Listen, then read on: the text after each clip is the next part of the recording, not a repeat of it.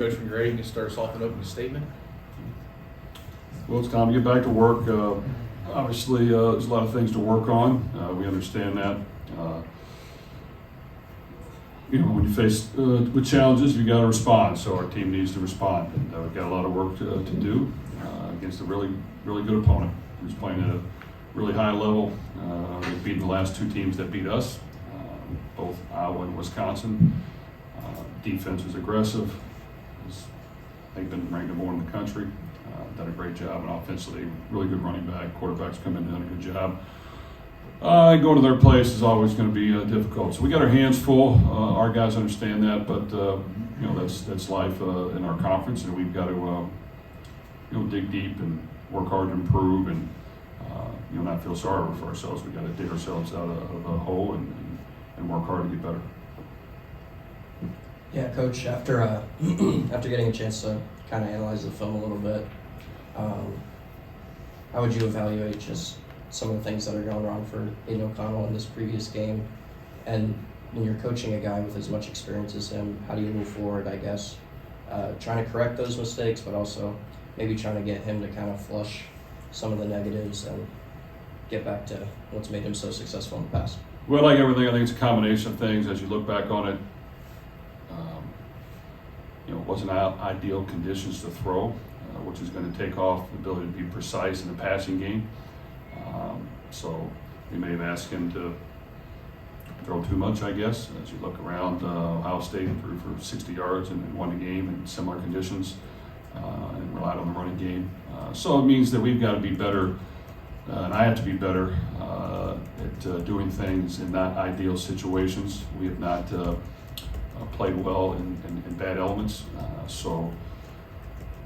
Even my brother Brian told me a story in the CFL and key playoff game when they had Henry Burris, who was the all CFL quarterback, and bad conditions were coming, real bad conditions. They played their backup, who was a running quarterback the entire game, and won the game, and didn't play him at all. Not that we would go to that extreme, but you've got to be smart and make sure that you're doing things that are capable of being done. Now, at the same time, yes, he could have played better, and the interceptions cost us, and he just missed by a little bit. Sometimes the elements affect that. Sometimes being able to have paces in the pocket affects it. It's a combination of all those things. We were able to move the ball at times early on, and then the drive stalled, and we weren't good on third down converting. They were able to get up and guard us, and we weren't precise throwing the ball. And then unfortunately, we had way too many guys open for them early on for easy touchdowns. And for us to win last year, we were better as an overall team. We've got to play better as an overall team. All three segments have to do their part, or we're not going to win the game. And then just falling behind the last two games, at Wisconsin, obviously on Saturday against Iowa as well, kind of left your defense more susceptible to the ground game of both the Badgers and the Hawkeyes. Illinois, obviously a similar team, they want to run the ball. Chase Brown, the running back, one of the best in the Big Ten. How important it's going to be to just kind of get that early lead and get your defense in a favorable position to get them back to stopping the run the way they did in the first 7 games of the season? Well, it's always important to get the lead, but we have to be able to win games when we don't get the lead, and that hasn't happened. And we've got to be able to stop the run against good running teams, which we're facing now, and that needs to be more consistent.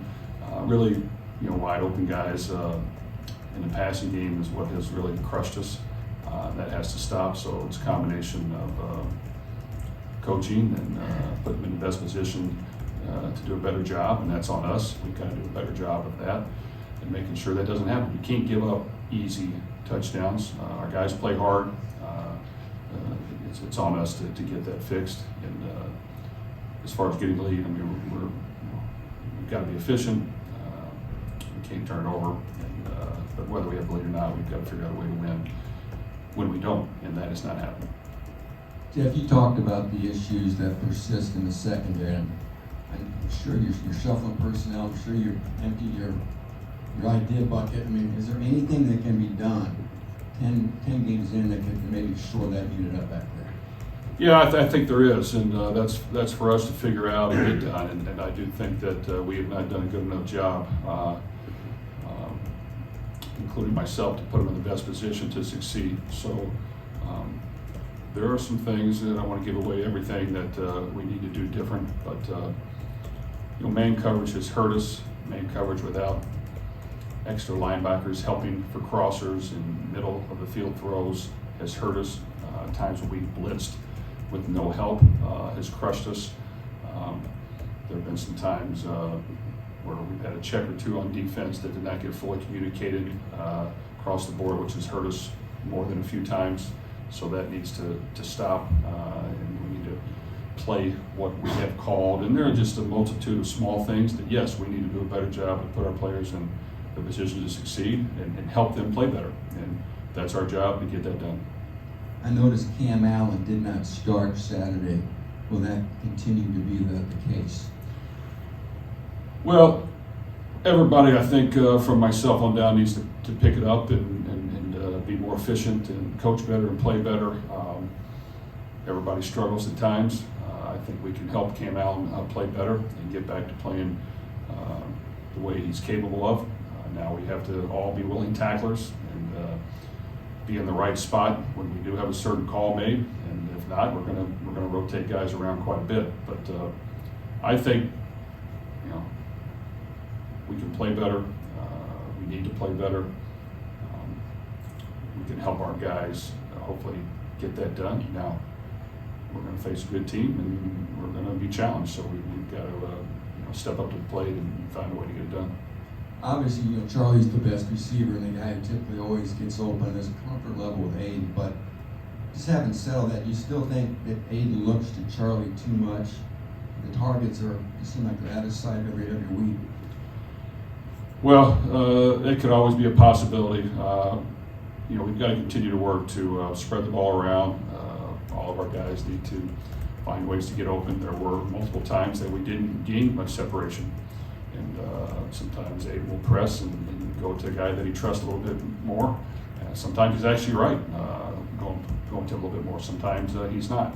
So yes, continuing to improve that group, possibly continuing to find ways to get some yardage on the ground, continuing to find ways to get touchdowns when we got inside. I did a bad job of that and running the football and being physical there. But definitely there's a lot of things small things that add up that could cause you to be very inefficient when that happens. Is Aiden's health affecting his play? I don't think so. I think that he could probably be pressing too much at times. I think maybe in those conditions we may have asked the passing game to be too precise, and we didn't get open a whole lot. And when we did, they found a way to grab us on double moves and just go get the pass interference and not give up the big play. So it's just a combination of things. I think Aiden knows he can play better, and we're going to try to help him play better. Brendan Cropsey, I think, took the last punt. Is there now a competition at punter? What was the thinking there? Jack's been nicked up, unfortunately, and some type of tendonitis, something in his knee that got worse as the week went on. So going into the game, we knew we could play both, and then I think towards the end we just got Cropsey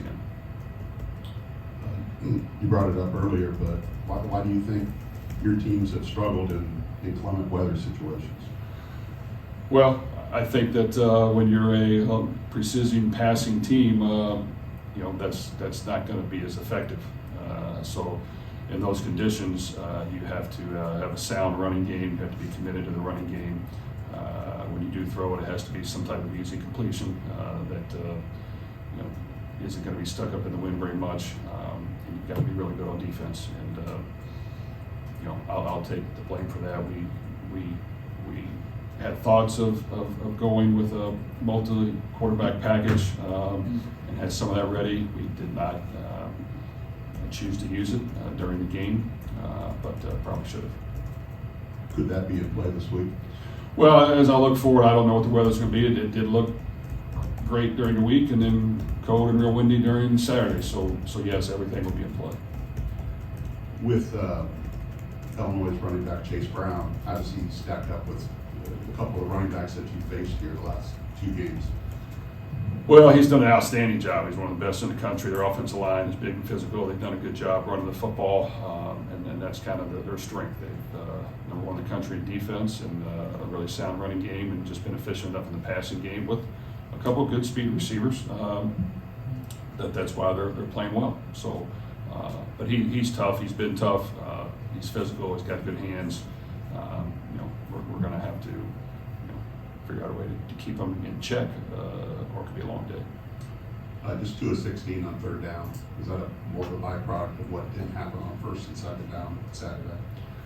Well, on third down, that's when they got up in our face and challenged us, and we weren't able to win one-on-one battles. And when we did, we weren't precise enough to complete the pass in those conditions. So as you look back on it, we need to run the ball more on third down. Charlie doesn't have a lot of yards after the catch the last 2 games. Is that our defense is playing him a little bit differently, or is there something else where he just can't get away from defenders, or kind of how do you sum up what's happened there? Well, I think Charlie has played very hard. He's been very tough. He's been limited more in practice than we've ever had a receiver be limited. But we've got to do what we can to get into the game. I think that hurts him. He has more, probably from what I saw, contested catches than anybody in the country. So that means he's not getting relevant. So there's not as much room to run. So whether or not it's his strength or not, it's just a combination of a lot of things. They're trying to get up and guard him in his face, and he's working hard to get open and catching balls. But when he's the focal point, he's going to demand a lot of attention, and we've got to improve in areas around him. It's always dangerous asking you a big picture question, but despite the 2 losses and despite what's happened, you're still in a position to achieve one of your goals coming up this week. I mean, do you even attempt to motivate your team, or how do you address that with your team, if at all? We brought it up briefly last week. Obviously, that didn't work. So we're going to get right back to our only goal is to win the game and play better football. And we've got to do it against a team that's really hot. I know they lost last week, but they played really good football last year. We had to score on like the last drive to come back and win. And as we go back and look, really last year against us was the first game that they brought out this new style of defense that they're playing, which is somewhat of a 5-1 package, which guys stacked on the line of scrimmage. But that's the first game they ever played it against us. And they mixed it in, and it was very effective. And then from there, they've taken it, and really that's almost all they run at this point. They're that good at it. So it presents challenges. It's going to cause you to have to figure out a way to run some, but they're going to load the box and make you throw a football more than you like normally. But they have a lot of mixtures off of it. So this is something we've studied a lot, because it's basically what they ran the entire year. And after our game last year, they started to run it more, helped them upset Penn State and play a lot of other really good teams. So they've just done a good job with this style of defense, and now they've got really efficient quarterback play with the transfer and an outstanding running game. So when you have that, it makes for a really good team. Why do you think it has worked for them? Well, it's a great scheme, in my opinion. We've studied it, really haven't. We ran it just a couple of times this past week. It works because like I said, they've got guys up on the line of scrimmage, guys in the box. It's hard to run against. And when you pass, you got to get it out faster, because they've got a lot of guys up there coming after the quarterback. And their secondary's played well. They don't press a lot, so that you don't get an easy completion, but they're going to play off and a little bit of catch technique and sit on some routes and make you double move them. And like we did with the last team, they grabbed us every time we did and just took the PI. You have to be patient enough to figure out a way to get something over the top. So it's just it's been very efficient for them this year. They've shut down teams, and to be ranked number 1 in the country in total defense, you're doing something really good. Any update on King Daru or Chris Jefferson? Chris will not be available this game, and King, as of right now, probably will not. Any other questions? Brian?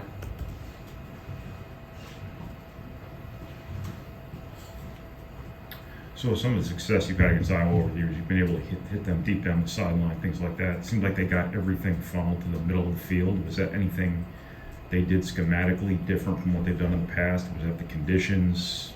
What all kind of went into that?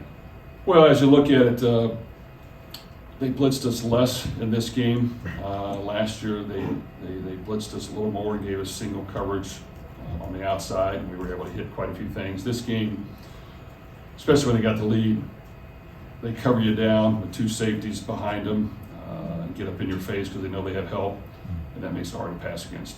And we've always known that. Last year, I was surprised they came after us as much, and it helped us quite a bit. And of course, they probably did because we had the lead, and they wanted to be more aggressive. This year, they got to play their base system, and you have to be able to run the ball against that. You just have to be able to do it. You're not going to. There's a reason they're in the top 5 in the country every year in defense with good players, but they're not getting the 5-star players. They're getting the most out of their guys. They're very sound in what they do. They keep it in front. They challenge routes. They know where their help is. In 2 high looks, they walk out with the slot receivers all the way, get up in their face, and it causes you to work hard and get open. So, yes, they did a good job. And yes, in those conditions, the holes were smaller, and we weren't able to hit the few we had, and it was not a good day for us. At the start of the year, it seemed like you wanted to involve Elijah Canyon in a very specific sort of condensed field role. Is he going to be back this season? Doesn't look like it. So there's been quite a, not quite a few. There's some guys that haven't been able to play for us. But I don't see it happening anytime soon. You mentioned before the importance for this team of going out and getting a lead first and not falling behind early. How does that factor into your approach on those first few drives? Well, we talked about that, and that is important. We were able to move the ball early, got stopped on 3rd down a couple times, getting yards, and then got down. And then from there, that's when we turned it over the first time, which caused them to score the second time they touched it, went up 14-0. And then we got down in the red zone again, threw another interception, and that made for a long day. Now, like I said earlier, that's the perfect world, but we have to be able to win when we don't get the lead, and that we have not been good at. So we have to get better at it, and it's just the way it is. We've got to be a better plan. We've got to be tougher. We've got to fight through it. We've got to not make mistakes. We've got to continue to eliminate. Well, we got to try to eliminate as many big plays as we can and get touchdowns. So it's just a combination of all those things. We have a lot to work on, and we've got to man up and see how tough that we possibly can be, because it's going to take everybody pulling together to try to get it done. Anything else? All right. Thanks, Coach. Thanks.